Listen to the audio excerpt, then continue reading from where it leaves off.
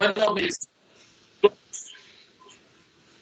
mis amigos Radio Escuchas, televidentes, estamos con el doctor Clever Sáenz. Le agradecemos que nos haya aceptado la invitación y que pues nos pueda contar sobre lo que está ocurriendo en este momento en Ecuador con relación a las pruebas de diagnóstico del COVID-19. Para empezar, doctor, le agradecemos, buenos días, y pues quisiéramos conocer un poquito más de usted, quién es y adicionalmente su rol dentro de lo que está haciendo el laboratorio SYNLAB estos momentos con relación al COVID-19. Adelante, doctor. Muchas gracias, Francisco. Buenos días. Gracias a ti y saludos a todos tus radioescuchas. Me presento, soy Clever Sáenz, como lo dijiste, soy un médico con una especialidad en patología y laboratorio clínico. Soy el gerente de gestión de calidad del laboratorio SYNLAB, como tú bien indicaste, uno de los laboratorios acreditados para ejecutar las pruebas diagnósticas para el virus SARS-CoV-2, que es el causante de la enfermedad coronavirus de 2019. Además, soy profesor universitario de hace como 20 años. Actualmente soy el coordinador del posgrado de Patología Clínica y Medicina de Laboratorio en la Universidad Central del Ecuador. Mi papel, mi rol dentro del laboratorio es direccionar y gestionar todas las estrategias vinculadas a asegurar la calidad de los resultados emitidos y además asegurar los estándares de bioseguridad en la gestión de las muestras y para el personal que trabaja con nosotros en este momento difícil para la salud pública del país. Gracias, doctor. Entonces, empecemos y para nuestros radioescuchas y televidentes, empecemos primero con los conceptos. Cuéntenos primero cuál es la diferencia entre tamizaje y prueba de diagnóstico. ¿Cómo funciona eso para el COVID-19? Ok, una prueba de tamizaje es una prueba que se hace en los laboratorios para poder pescar el mayor número de sujetos portadores de una enfermedad o de una condición. Para que los radioescuchos puedan entenderlo quizás más fácilmente, una de las pruebas de tamizaje más comunes que se hacen hoy son los estudios de microELISA para VIH. Cuando un médico por alguna condición quiere buscar si esa persona tiene VIH, lo que solicita es una prueba de anticuerpos VIH por técnica o por metodología microELISA. Cuando un sujeto es calificado como reactivo a través de esta prueba, no necesariamente significa que posea la enfermedad, porque sabemos que al ser un método además muy potente para poder detectar sujetos enfermos, lo que hace es pescar a aquellos que tienen probablemente la enfermedad y a estos sujetos que son probablemente enfermos, los llevamos a hacer una prueba de mayor nivel, que en ese caso es una prueba de biología molecular, para determinar carga viral para VIH y ahí sí calificarlos realmente como sujetos portadores de la enfermedad. Es decir, una prueba de tamizaje es una prueba que me permite detectar a la mayor cantidad de sujetos sospechosos de la enfermedad con una baja probabilidad de tener sujetos falsos negativos. Es decir, de tener sujetos que yo falsamente diga que están sanos cuando realmente están enfermos. Esa es una prueba de tamizaje. El concepto ideal teórico de una prueba de tamizaje es que debe ser barata y de fácil aplicación en la comunidad. Una prueba diagnóstica, en cambio, es una prueba que tiene una alta capacidad de detectar sujetos portadores de la enfermedad y con baja probabilidad de tener falsos positivos. O sea, sujetos a quienes yo les diga que tienen enfermedad cuando realmente no la tienen. Y eso está pasando en el 19, hay una prueba de tamizaje y luego una prueba de diagnóstico o no, o aquí no aplica eso. A ver, la aparición de este virus que fue tan violenta, ¿no es cierto? Porque apareció a finales de diciembre del año pasado, como todos saben, en la China, ha permitido desarrollar rápidamente herramientas diagnósticas de alto nivel, pero todavía hasta hace unas 3 semanas no contábamos con una prueba de tamizaje, o sea, una prueba que permita detectar a bajo costo y de manera rápida los sujetos portadores de la enfermedad. Y ya probablemente más adelante vamos a aclarar este concepto. Por el momento disponemos únicamente de una prueba de alto nivel, que es una prueba de biología molecular, que es capaz de detectar al virus apenas a los 4 días luego de la infección y que tiene una altísima certeza diagnóstica. La única dificultad que tiene esta prueba es que es una prueba que no se la puede hacer en cualquier lado. Tiene que ser hecha por profesionales con un cierto nivel de formación, con una estructura instrumental, con unas condiciones que no puede ser implementada universalmente, ¿ya? Digo que esta es la prueba que disponemos hoy, en donde medimos un gen de arranque para hacer como un tamizaje inicial con esta prueba, y luego medimos una proteína, un gen adicional para hacer el test confirmatorio en paralelo, empleando la misma metodología de alto nivel.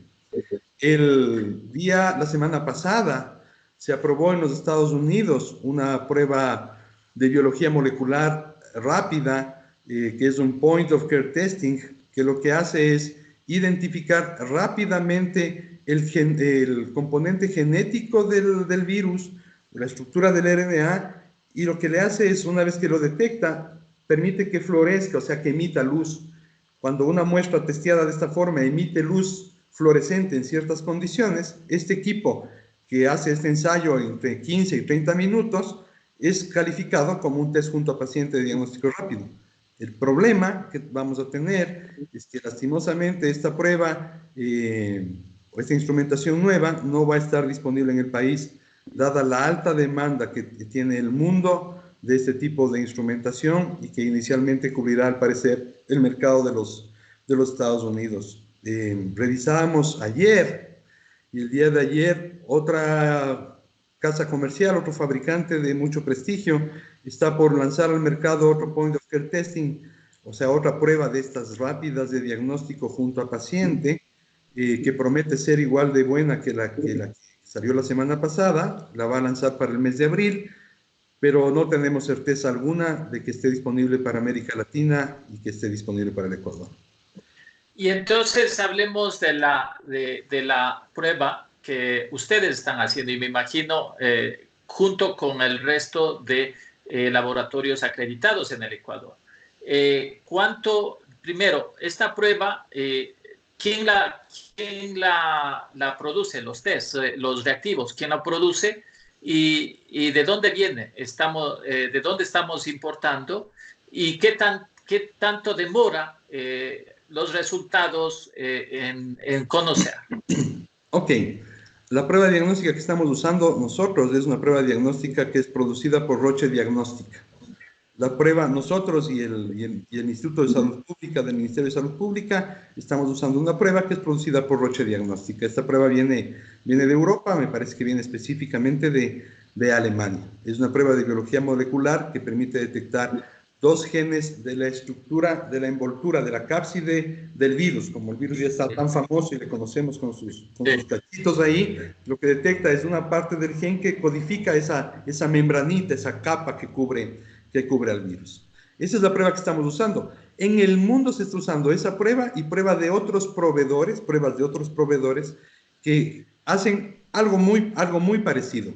Todas estas pruebas tienen sello CE, están siendo usadas en Europa, están siendo usadas en los Estados Unidos, y está la demanda en el mundo de pruebas diagnósticas que también se están usando en algunos países, pruebas que se llaman de desarrollo in-house, o sea, pruebas de desarrollo propio, como está disponible en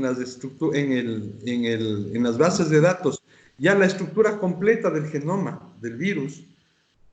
Se pueden fabricar segmentos de esta estructura del gen para poder hacer pruebas diagnósticas. Quería comentar, y aprovecho de tu pregunta, para explicar un poco el tema de la disponibilidad de las pruebas. Pero antes de la disponibilidad, ¿cuánto toma, doctor? ¿Cuánto toma? El tiempo de entrega de la prueba diagnóstica que nosotros estamos usando oscila entre las 48 y las 72 horas. Y dada la alta demanda, puede tomarnos hasta 96 la entrega. La ejecución de la prueba dura entre 10 y 12 horas. Los problemas que tenemos son las capacidades instaladas. Entonces, nosotros estamos en esta semana que viene por aumentar nuestra capacidad instalada de alrededor de 300 y algo de pruebas a una capacidad que esperamos alcance o bordee las 1000 pruebas por día. El Ok. tema es la alta demanda. Ya. Y es que la alta demanda va vinculada a varias cosas, entre otras a la comprensible preocupación social que puede hacer que una persona salga a la calle en busca de una prueba diagnóstica que a lo mejor no la necesita. Ujú. Entonces, publicamos la semana pasada desde el posgrado una nota de un artículo que lo difundimos en algunos medios y decíamos, lo que debemos trabajar al final es procurar el uso racional de la prueba diagnóstica en un contexto clínico, en un contexto de población que sea adecuado y evite el desperdicio. Ok. Ahora sí, cuéntenos, nos iba a comentar el tema de la capacidad. ¿Cómo está este tema que es preocupación de todos los ecuatorianos? Es decir, la capacidad y la disponibilidad. Claro, la capacidad instalada que tenemos en el país hasta, hasta esta semana, sin considerar lo que vamos nosotros a incrementar, está, me parece, de alrededor de 1200 y 1500 pruebas por día en el país. O sea, sumando los proveedores, el Instituto Nacional de Salud Pública, sumando la disponibilidad de pruebas que tienen los proveedores privados que han sido autorizados para ejecutar los ensayos, más los hospitales que también tienen montados en algunas estructuras de alto nivel las pruebas diagnósticas. Como le comentaba, en esta semana que viene nosotros aumentaremos la capacidad en unas 700 pruebas y sabemos que están instalando en el Instituto Nacional de Salud Pública una plataforma de muy alto rendimiento que probablemente permita al Instituto de Salud Pública eh, aumentar su capacidad a alrededor de 2000 pruebas por día, ¿ya? Esto es la plataforma, digamos, instrumental, es es el horno donde voy a hacer el pan. Ok. Pero necesito, además de tener el horno, necesito tener los materiales, la harina, los huevos para poder hacer el pan, es decir, los reactivos que yo necesito para hacer la prueba diagnóstica. Y esa disponibilidad de reactivos es algo que el Estado está trabajando también en adquirirlas. No tengo exactamente la idea de cuántas pruebas tenga adquiridas del Estado, pero sé que en el país probablemente tendremos entre 10 o 15 mil pruebas disponibles y probablemente vengan muchísimas más. No sé exactamente cuál es el monto de pruebas que estén por llegar. Esa es una información muy difícil de tener porque imagínese usted que todo el mundo, igual que los ecuatorianos, quisiésemos tener en el Ecuador 17 millones de pruebas diagnósticas. La realidad es que no las tenemos. Entonces hay que priorizar el uso.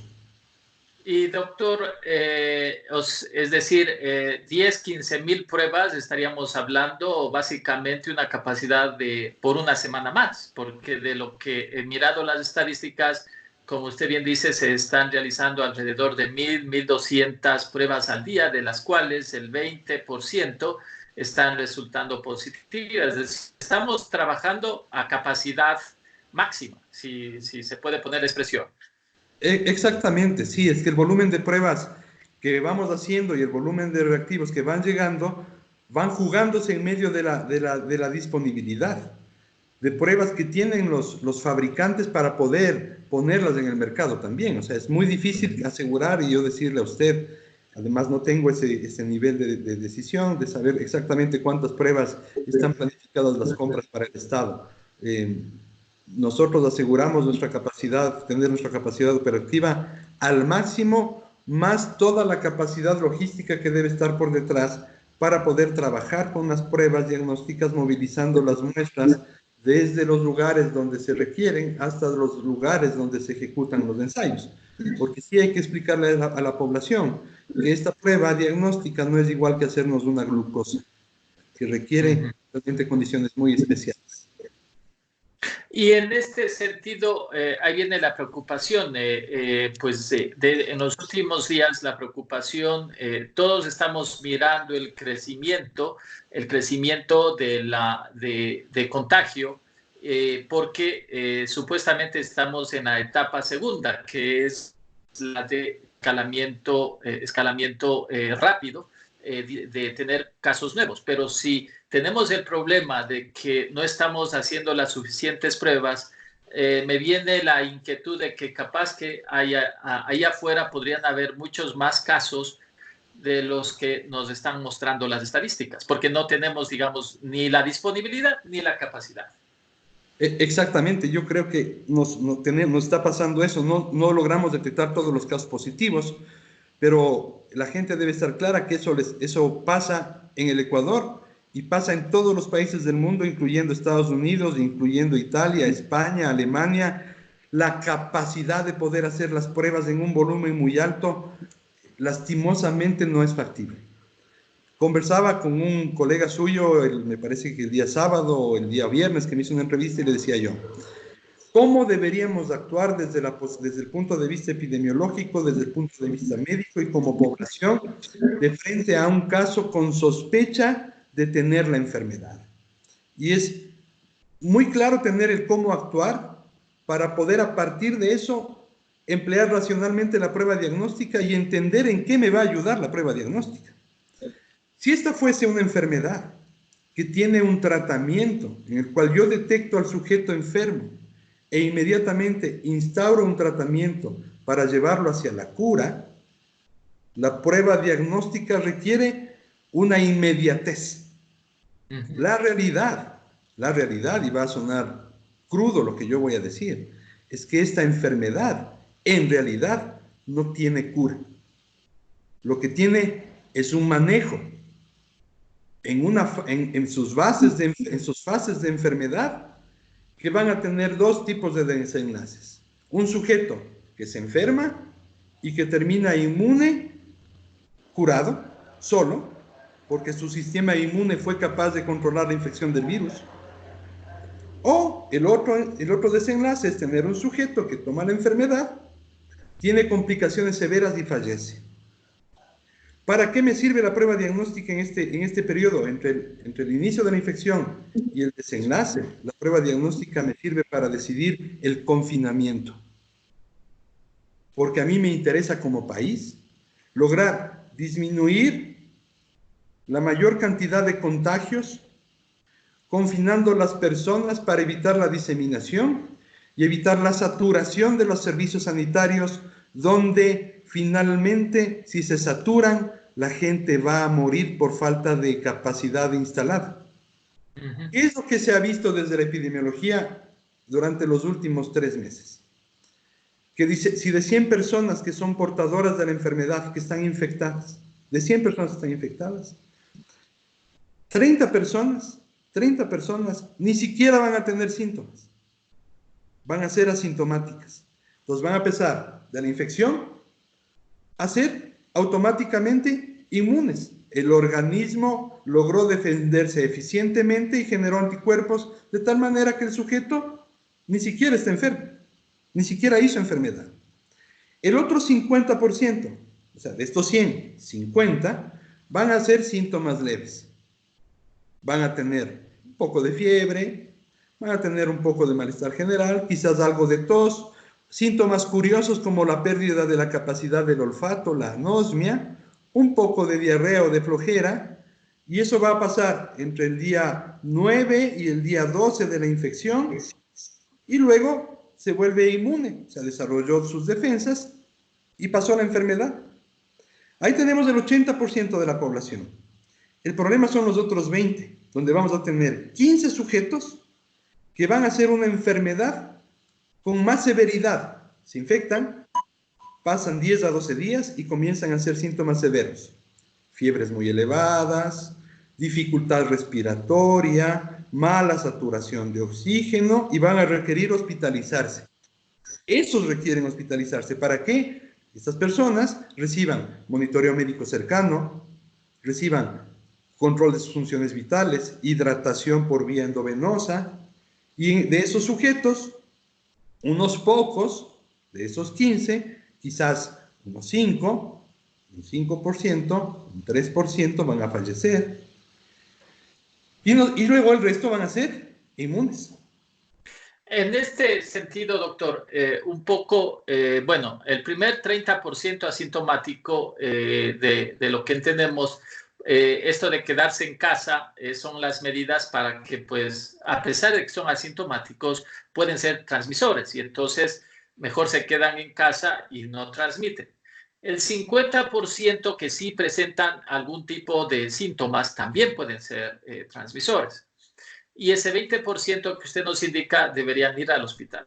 Entonces, aquí viene la pregunta, es que en esta, como no tenemos suficientes, digamos ahora, no sé si en los próximos días o semanas, no tenemos suficientes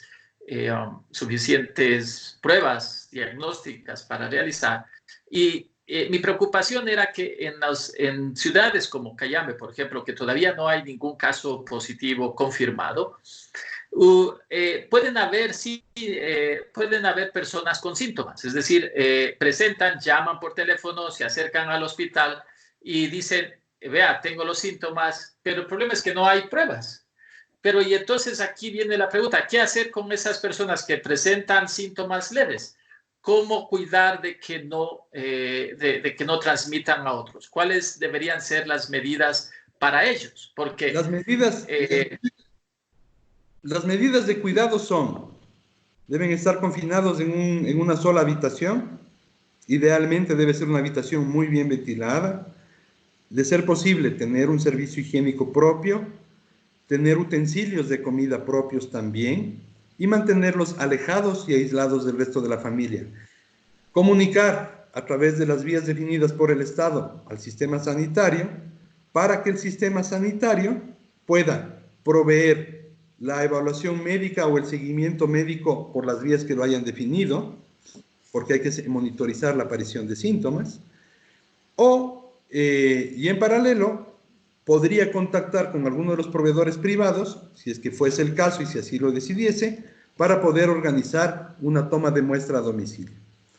El tener la muestra en este tipo de pacientes va a decidir dos cosas. Uno, saber si el sujeto es positivo y debe mantenerse confinado y por ende debe ser reportado a la autoridad sanitaria, lo reportamos nosotros a la autoridad sanitaria para que ellos hagan el cerco epidemiológico. O dos, decir que el sujeto no es portador de la enfermedad y salga del confinamiento.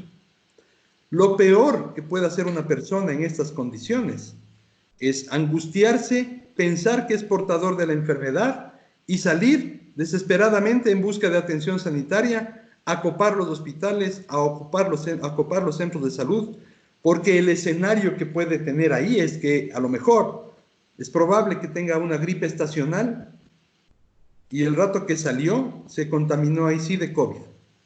Entonces, ¿cuál es la mejor actitud? Quedarse en la casa y esperar la prueba diagnóstica que, como vimos, no me va a marcar una conducta terapéutica, sino básicamente definir el confinamiento o no, porque la hospitalización se puede evaluar en el seguimiento con evolución clínica. Ahora, en ese sentido, doctor, nuestra preocupación, lo que usted nos está comentando, es un proceso ideal de confinamiento. Pero así como ocurre en Cayambe y en todos el resto de ciudades del país, un 30% estamos hablando de familias pobres con 2 habitaciones. Entonces es muy difícil, casi imposible, hacer un confinamiento en la casa. Es más, he escuchado que parte del brote rápido en Guayaquil fue eso, de que no se pudo hacer los confinamientos. Entonces, mi pregunta es, ¿cuál es la opción para las personas pobres? ¿No será de abrir albergues, de llevarles a confinamiento en otros lugares, que los municipios se preparen en ese sentido? Quizás podría ser una de las alternativas. O sea, de hecho, conocemos la realidad del país, sabemos que hay un porcentaje de población que vive en condiciones de pobreza y extrema pobreza, donde es muy difícil mantener condiciones ideales de confinamiento. Y es ahí donde las autoridades locales o las organizaciones sociales, incluso locales, podrían generar iniciativas como la que usted comenta, que permitan tener en confinamiento a las personas mientras se establece la confirmación diagnóstica y se disminuye la transmisibilidad. Pero recordemos también que depende mucho de la cultura ciudadana. en Guayaquil, la mayoría de casos, si bien hay casos que son en las zonas urbano-marginales, veamos las cifras también de lugares que son absolutamente lo contrario, en donde la extrema confianza en pensar que mi condición económica o mi posición social me van a hacer a mí inmune a una enfermedad que no distingue condición social, ni raza, ni lugar de residencia. A eso, doctor, un poco nos llama la atención, si es necesario hacer estos manejos especiales de confinamiento para especialmente personas pobres y en extrema pobreza. ¿Por qué el gobierno no anuncia, no dirige, no enseña, no indica a los distintos cantones y ciudades qué hacer para prepararse? Un poco esa desesperación es esto de la falta de preparación. Realmente esa es una pregunta a la que yo no puedo responder, porque yo siento exactamente la misma angustia que usted. Cuando estamos en la calle y vemos las personas viviendo en condiciones de calle, o aquellas comunidades en las que nosotros hemos trabajado y conocemos las condiciones de las personas, nos preocupamos, pero en mi posición es muy difícil entender el por qué no se ha trabajado en esto. Yo pienso que en este tipo de circunstancias tan difíciles, mucha de la iniciativa debe ser iniciativa local para tratar de procurar hacer cosas. Desde la posición técnica, desde la educación.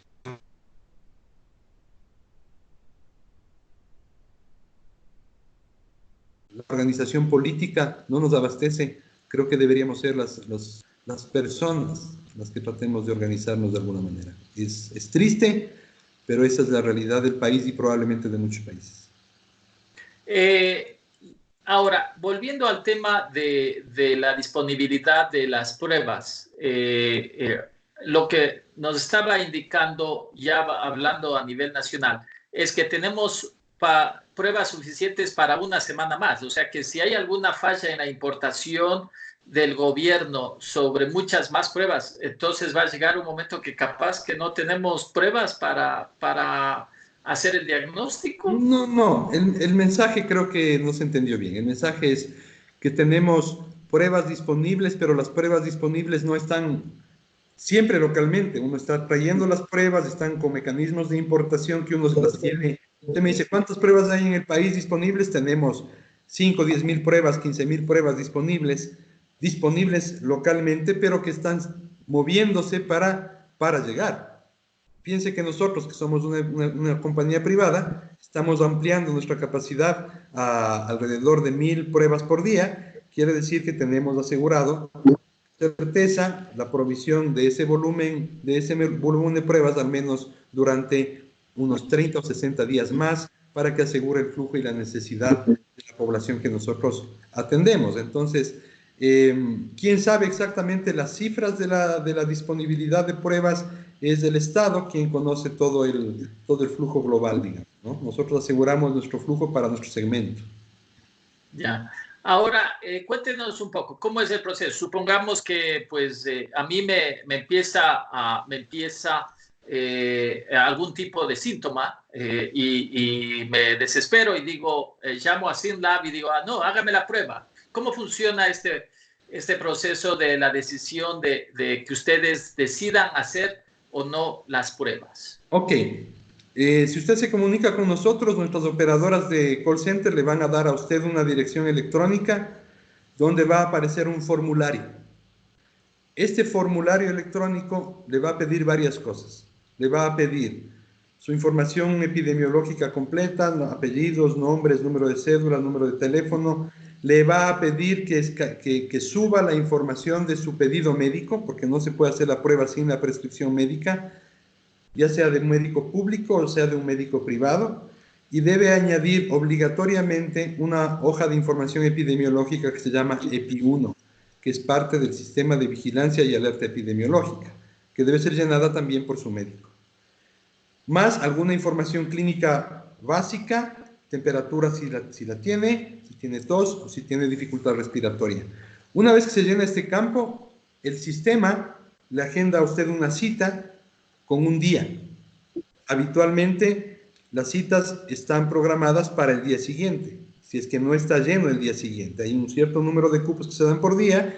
Al día siguiente, usted va a recibir una llamada de nuestra coordinadora de logística que le va a decir, ¿sabe qué? El día de hoy usted tiene una cita agendada, por favor necesitamos que esté confinado en su habitación porque nuestro equipo de toma de muestras va a acudir. Entonces, nuestro equipo se moviliza en un auto propio, llega y prepara sus materiales a la entrada de la habitación de confinamiento, se visten con sus sistemas de protección, más toda la estructura de seguridad que necesitamos llevar, entran a su habitación, le hacen la toma orofaringea de la secreción del fondo de su boca, la colocan en un medio de transporte para virus, se sella herméticamente, se coloca en algunos sistemas de protección para evitar que la muestra sea infectante, y se coloca en un tercer contenedor.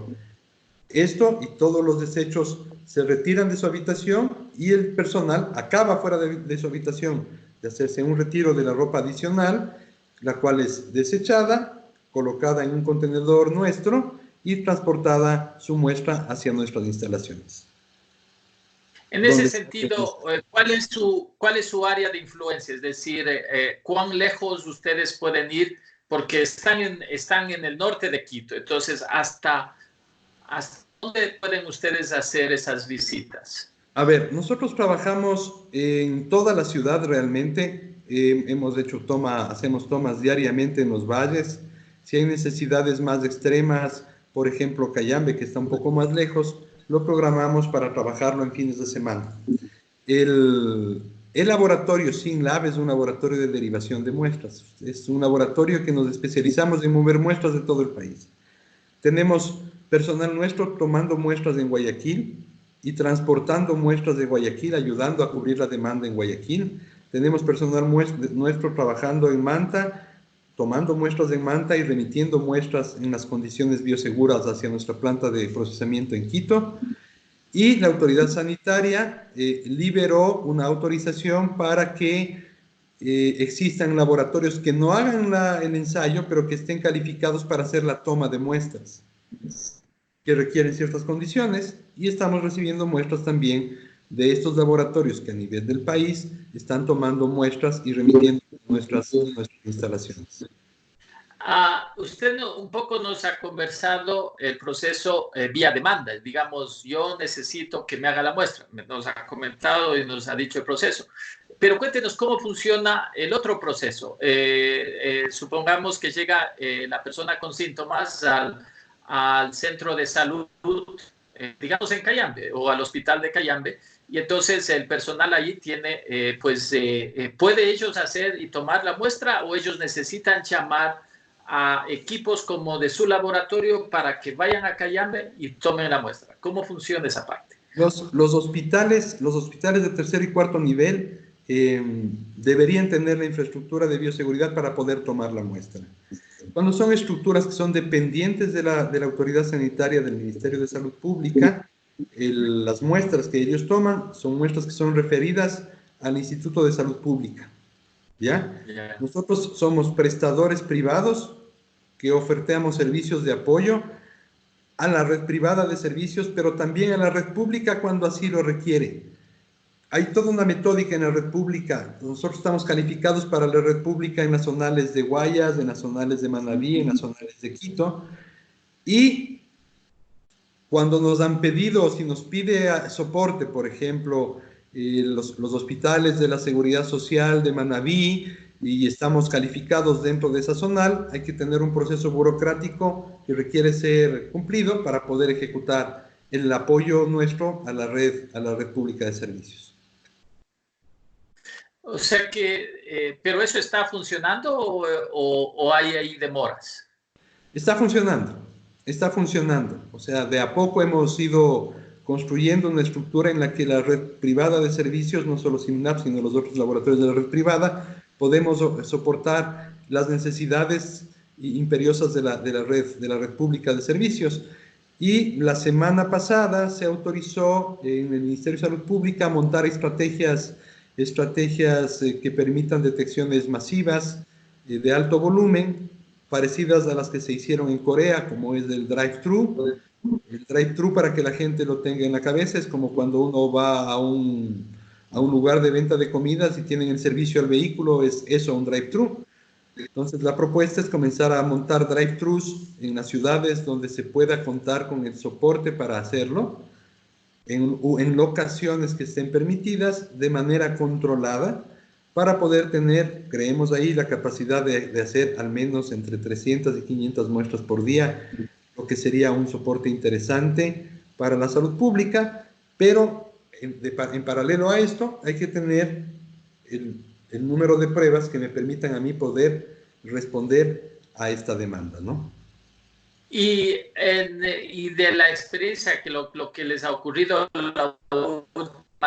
de las 300 que me indican más o menos pruebas por día que están haciendo, ¿qué porcentaje de esas 300 han sido por vía demanda? Es decir, porque personas particulares requirieron, y qué porcentaje fue vía apoyo a la red. No tengo un porcentaje exacto, pero le podría decir que de todas las pruebas que hacemos por día, probablemente el 20% sean de demanda propia y los otros sean por cubrir o soportar la demanda en ciudades diferentes a las que damos soporte o por muestras tomadas por terceros que no somos nosotros. Y las pruebas que son por demanda directa, privada, ¿cuánto cuesta?